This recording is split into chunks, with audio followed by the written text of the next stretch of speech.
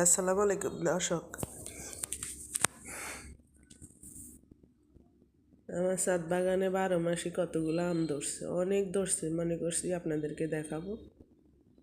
কাল সকালে যাই দেখি আম গাছের নিচে অনেক আম জড়ে গেছে। মনে হয় 2 কেজি 2.5 কেজি আম হবে জড়ে গেছে। কী কারণে জড়লো জানি না। আমনে আমনে পাতা টাতা শুদ্ধ জড়ি রয়েছে। এই জন্য আপনাদেরকে অল্প কয়েকটা গাছে আছে দেখাইলাম। এই যে দেখেন, বৃষ্টি হয়েছে, ভালোই ছিল গাছটা। এখন রোদ হয়েছে, এই কারণে কি জড়ি গেল নাকি জানি না। আমার খুব খারাপ লাগছে। এটা 12 মাস, এটা আর সিজনে একবার 2বার হয় আমার এই গাছটা আম। 2বার না, মাঝে মাঝে সবসময় দেখি 2-4টা থাকে।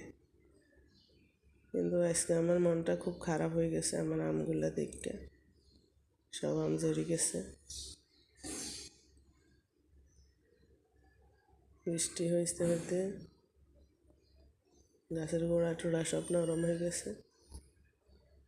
ভিতরে ভিতরে আছে এখনো, মানে কেজি 2-3 হইব, কিন্তু অনেক আম পড়ে গেছে।